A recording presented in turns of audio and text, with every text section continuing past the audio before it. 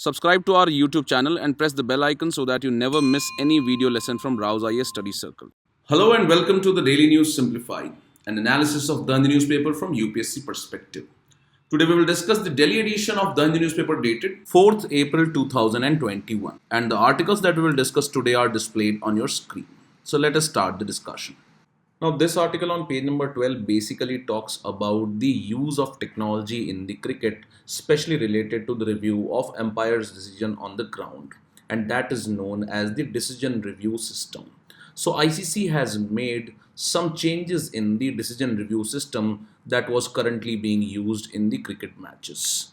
Now, if you look at this article, it is important for us from General Studies paper 3 point of view under the topic technology. And this is because in the year 2013, in the mains examination, in the General Studies paper 3, a question was asked related to the umpire decision review system which is used in cricket. And especially it was related to a controversy that had taken place during 2013. And that is why a question was asked in the mains examination, especially in the technology section. So in this article, we will try to understand the basics of the decision review system that is used in cricket. Secondly, we will look at what was the issue surrounding the use of silicone tapes on the bats. And after that, we'll look at the changes that have been made by the ICC regarding the DRS system. And as this question was asked in the mains examination of 2013, because a controversy was started in that year, you can expect a question in this year's mains examination from the changes that have been made by the ICC regarding the DRS system. So let us look at all these points, and they can be important for us from General Studies paper 3 point of view. So first, let us understand what is this decision review system. So this is simply a technology based system that is used in cricket to assist the match officials with their decision making.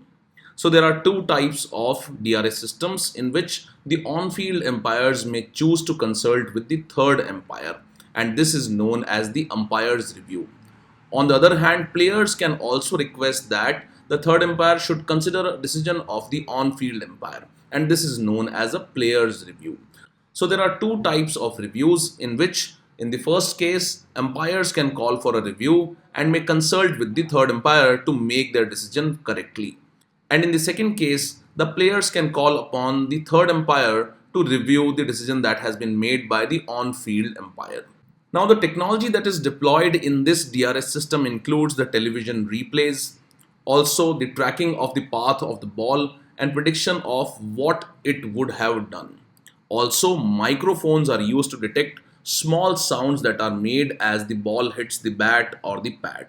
And infrared imaging is also used to detect the temperature changes as the ball hits the bat or pad.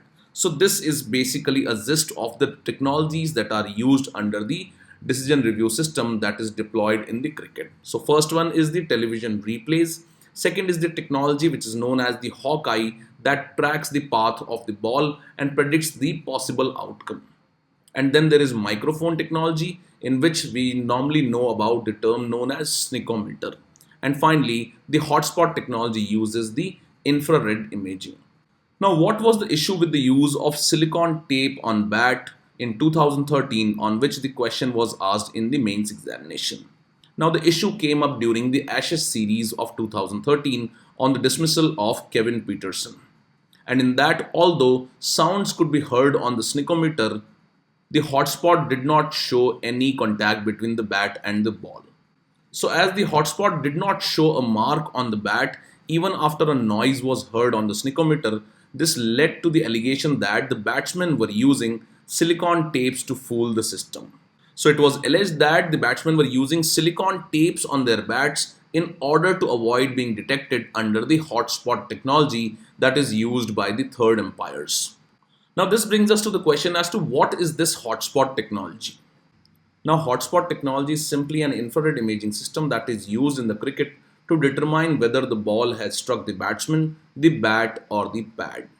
Now under this system, the thermal imaging cameras are used to measure the minute amount of heat that is generated from the energy transfer when the ball hits another object.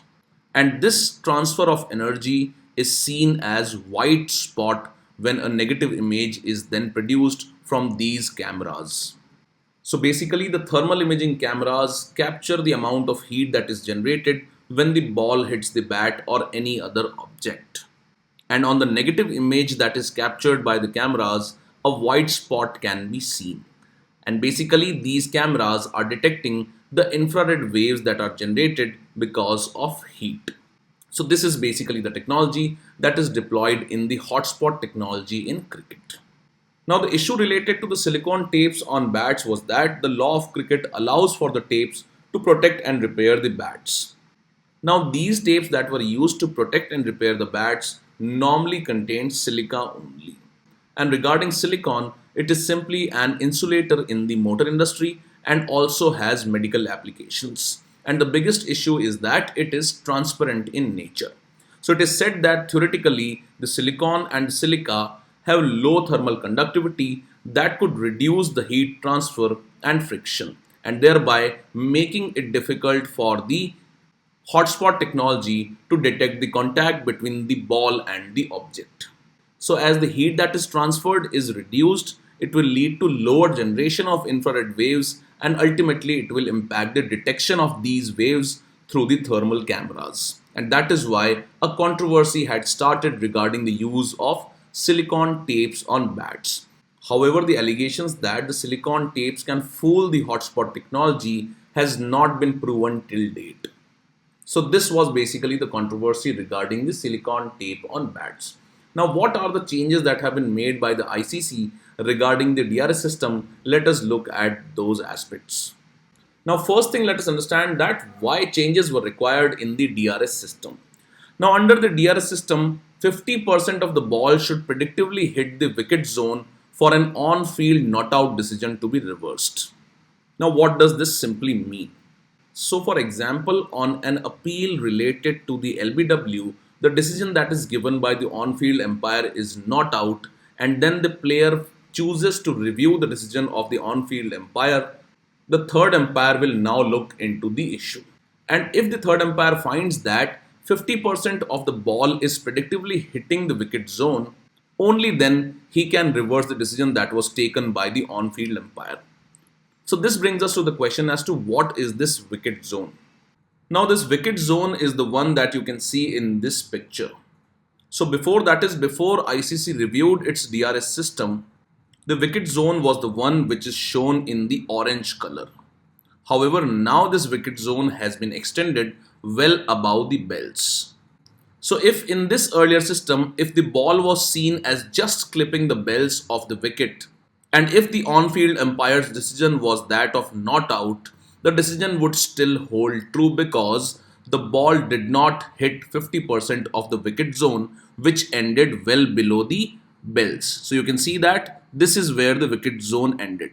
And if the ball had hit the bells like this, so clearly 50% of the ball was not hitting the wicket zone, and that is why if the on-field umpire had given the batsman as not out, the decision would still hold true. However, under the new system, if the ball is seen to be predictively hitting the bells, there is possibility that the third umpire will now reverse the not out decision that was given by the umpire on field, and that is because the wicket zone has now been extended well above the bells on the wicket. As you can see in this diagram, the wicket zone has now been extended above the bells, and this is clearly shown in the orange color here. So now this extension of the wicket zone above the bells has now increased the wicket zone by about 1.38 inches. And that is why the bowlers now have a little more room or area for the LBW appeals. Now what used to happen is that under the old rule, all those deliveries that just clipped the bells stayed with the umpire's call. However, with the increase in the wicket zone, now the decision can be reversed if 50% of the ball is hitting the top edge. Now this brings us to the next thing, that is what is meant by the term umpire's call. So umpire's call is about the DRS giving the benefit of doubt to the decision that has been taken by the on-field umpire. So in an LBW decision, as per the existing rule, at least 50% of the ball has to hit any part of a stump. And if it is less than 50%, then a batsman will survive on umpire's call if the on-field decision is not out. So umpire's call simply means that the decision of the on-field umpire will stay if it has not been conclusively proven by the technology that the ball was 50% hitting the wicket zone or 50% part of the ball was hitting the wicket zone. And that is why umpire's call has still been kept under the DRS system.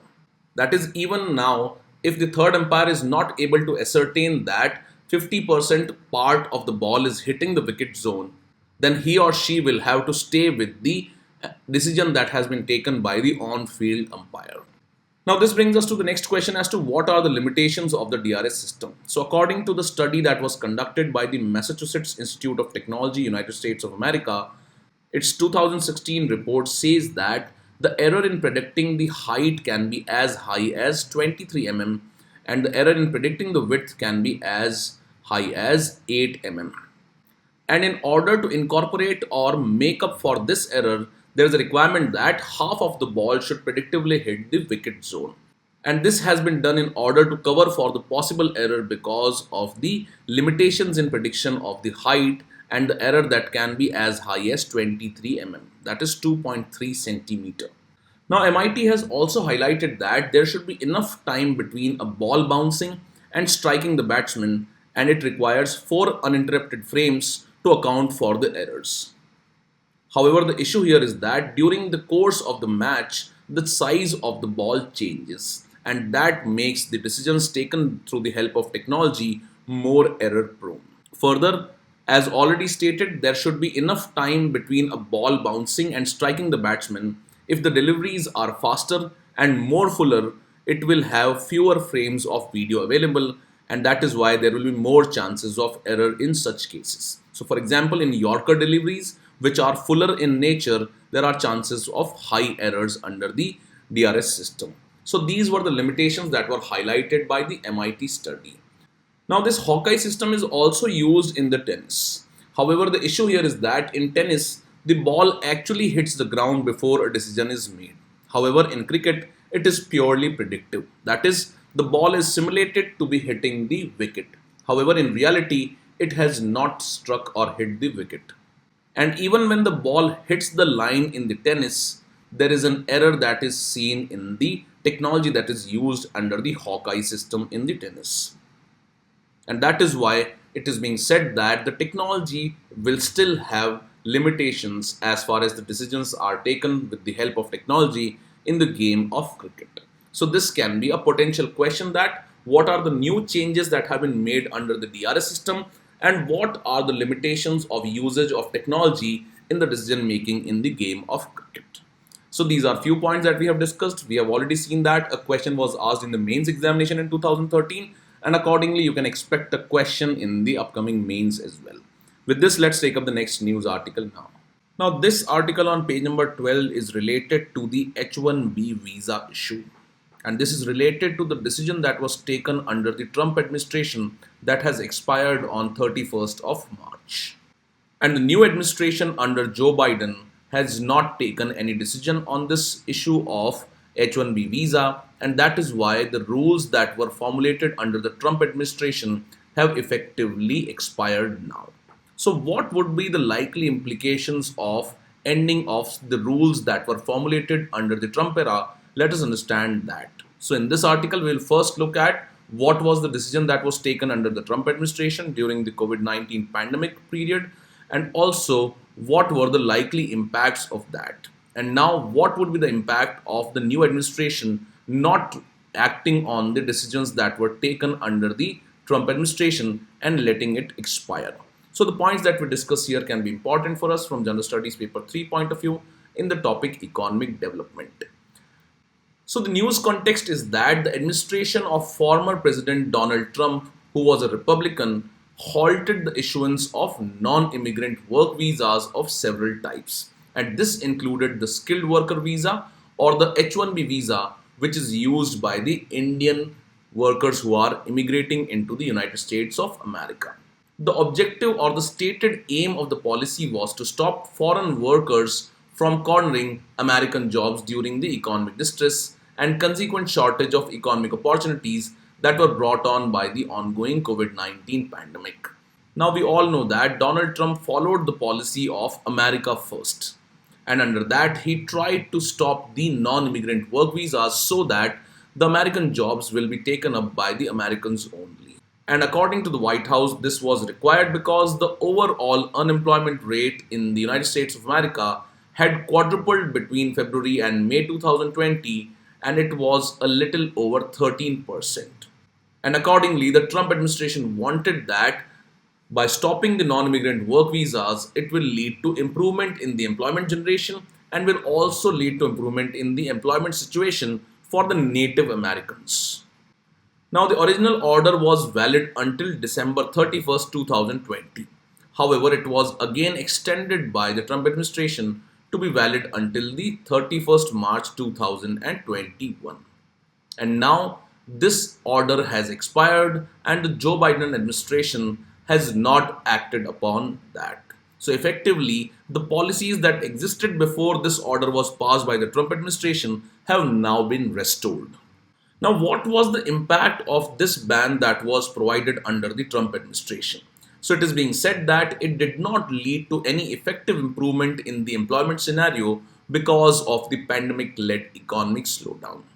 So even by banning the non-immigrant work visas, it did not lead to improvement in the employment generation in the United States of America. And this is because the economy was already witnessing a slowdown because of the COVID-19 pandemic and the restrictions that were imposed in various parts of United States of America. Further, it is said that the US firms rely on skilled foreign nationals, and these firms might not have been able to hire new employees. Further, it is said that until now, the US issued around 85,000 H-1B visas annually. And out of these, 20,000 visas went to graduate students, while 65,000 went to the private sector applicants. And the most important thing about these H-1B visas is that the Indian nationals used to garner approximately 70% of these H-1B visas, which was a big number and might have had adversely impacted the prospects for the Indians who wanted to migrate into United States of America. Now, various analysts have predicted that around 219,000 workers around the world might have been prevented from taking up work in the United States of America because of the ban that was imposed under the Donald Trump administration. And as we have already learned that the new administration under the Joe Biden or the new president has allowed the ban on H-1B visa issuance to expire. So what would be its likely impact? So the likely impact would be that potentially it will bring relief to a large number of Indian nationals and especially the information technology workers who are prospective applicants for the visa. And it might also restore the inflow of skilled workers into the United States of America, which is a source of productivity increase for its labor force. Now, it is important to learn that US is known as the melting pot of the world, and this has mainly been because the current demography of the United States of America has been created because of the large scale or the widespread immigration that took place during the colonial times. So the restrictive policies that were followed by the Trump administration were criticized on the ground that the present day United States of America would not have been possible if that kind or that level of immigration had not taken place. And accordingly, various agencies and various MNCs or multinational companies had called for liberalizing the visa regimes for the workers. And accordingly, the expiry of the order that was passed under the Trump administration is being seen as a positive sign for those seeking work in the United States of America. Now, in a previous DNS video in the month of June 2020, when the order was passed by the Trump administration, we have already discussed the basics of H-1B visa and what are the likely impacts of the ban of the United States of America on non-immigrant work visas. So let us revise from that video some of the other issues associated with the H-1B visa after we have learned about the changes or the new developments. Now, this article on page number 15 talks about the impact of H-1B visa curves by the US administration on various stakeholders. And the background is that the US economy has been badly hit by the COVID-19 pandemic, and it has led to an increase in the unemployment rate in the US, which currently stands at about 13%. And in response to this, the Donald Trump administration has decided to restrict the issuance of various categories of non-immigrant work visa, which includes the H-1B visa, for the rest of this year. Now, idea is that by restricting the entry of foreign workers into United States of America, it will promote greater employment opportunities for the US youth population. Now, the impact of such a move by the Trump administration is that it is likely to adversely impact the Indian and the US based information technology companies. So, in this background, in this article, we will try and understand what is this H-1B visa and what is its importance for India and the USA based companies. And also after that, we will look at why is there an opposition to the H-1B visa regime in USA and what is its likely impact for various stakeholders. And this can be an important aspect for us from General Studies Paper 3 under the topic Economic Development. So now what is this H-1B visa? So this H-1B visa is a special form of non-immigrant work visa, and it enables the companies which are based in the USA to temporarily employ the foreign employees for the specialized job designation. So accordingly, these companies can hire the non-residential workers in these specialized occupations like architecture, engineering, mathematics, science, and medicine, which require technical expertise. Further, the students who are pursuing their higher education in the United States of America can also get H-1B visas to work in USA after their graduation. And apart from the H-1B visas, the US government also issues L-1 visas, which allows the companies to transfer highly skilled workers to the United States of America to work for a certain limited duration. Now, what is the importance of the H-1B visa for India and the USA companies? Now, we note that there has been rapid growth in information technology across the globe. And accordingly, this rapid growth of technology and internet during the 1990s increased the demand for highly skilled workforce in United States of America. And the number of Indians entering the USA on the H-1B visa increased steadily after 1990s. And presently, the Indian nationals receive nearly 70% of the 85,000 H-1B visas which are issued every year. And these Indians are hired in USA by both India-based companies, for example, Infosys, TCS, Wipro, etc., as well as the US-based companies like Google, Amazon, Microsoft, etc. So what are the benefits? So the benefit is that the US-based companies are able to have access to highly skilled workforce from India at a relatively lower wage. And we know that the India-based IT companies are mainly export-oriented and they get number of work contracts from the United States of America. And these IT companies are able to send their employees from India to USA to work on the client side for a temporary period through these H-1B visas. Now, the cost of hiring Indian workers is much lower as compared to hiring American workers for the Indian IT companies. And hence, the H-1B visa significantly reduces their operating costs and also enables the Indian companies to efficiently manage their employees and improve their productivity. Further, it provides employment opportunities to highly skilled Indians to work in United States of America. And further, it enables the Indian students who obtain master's or PhD degree in United States of America to work on the H-1B visa. So we see that there are benefits both to the US-based companies and also to the India-based companies. And for Indian IT companies, it reduces their operating costs. And on the other side, it provides opportunities for employment to highly skilled Indians and to those Indian students who have obtained the master's or PhD degree in the United States of America. So we see that it is a win-win situation for both the Indian IT companies as well as the US companies. And also, it provides great opportunity for Indian employment seekers. Now, why is there an opposition to H-1B visa regime in United States of America? The first reason that is highlighted for this is that there is rising unemployment in United States of America. And accordingly, the Donald Trump administration believes that the H-1B visa has led to replacement of US workers with the foreign workers who work on these H-1B visas. So the US administration holds the H-1B visa regime for rising unemployment in United States of America.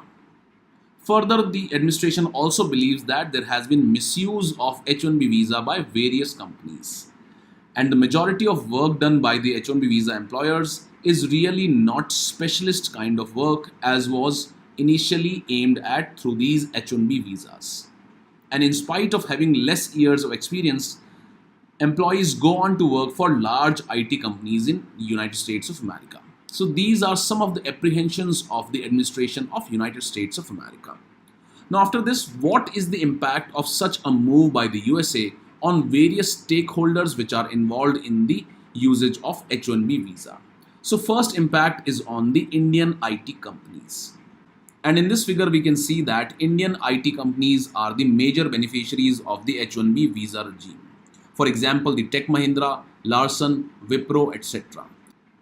Further, Indians are the major beneficiaries under the US-based companies. So such a move by the Trump administration would force the Indian IT companies to employ US nationals at a much higher wages, leading to increase in their operating costs. So this would reduce the profit margins for Indian IT companies. Further, various US-based companies like Google have opposed this move of the US administration. And the US-based companies have highlighted that it is the immigration through the H-1B visa which has led to America's economic success and has made it leader in technology. So all those people who are migrating into United States of America on these H-1B visas are providing required skill to the American companies. And accordingly, these companies recognize that the role played by the immigrants through these visas has been very important for America's economic success and also for the technological growth in America. And accordingly, they believe that such a move of the US administration is going to be counterproductive to both the economy as well as growth in technology. The next issue is that of employment opportunities for Indian nationals in the United States of America. And on 1st April 2020, the United States of America has received around 2.5 lakh applications for H-1B visa.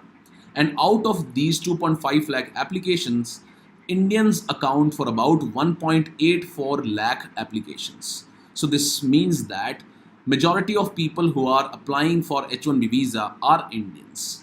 And accordingly, this move by the US administration would lead to reduced employment opportunities for Indian nationals in the United States of America. And it will also be detrimental to Indians who are pursuing higher education in USA. So this new move would make it difficult for the Indian nationals who are pursuing their higher education in USA to gain employment in USA after their graduation. So in this article, we have seen what is this H-1B visa regime and what are its benefits to various stakeholders. Also, we have seen that why is there such opposition to the H-1B visa regime in the United States of America. And also, what is the likely impact of this move of the US administration of banning the H-1B visa for rest of the year on various stakeholders. With this, let's take up the next news article now. And besides the two articles that we have discussed today, there are two other important articles and they have already been covered in the previous DNS videos. So if you look at this article on page number 12, it is related to the issue of inflation targeting. And this has been done elaborately in the DNS of 18th March 2021. Do go through this video and learn about the various aspects of inflation targeting, both from the preliminary as well as mains examination perspective. Then there is other article on page number 12 that is related to the digital currency that is being launched in China. And already in the DNS of 31st January 2021, we have already discussed about India's goal of setting up official digital currency. So do go through this video and try and understand the various issues related to private cryptocurrencies in India and what are the issues and what are the recommendations of the Subhash Chandra Garg committee. So with this we conclude today's discussion and this is the question for the day.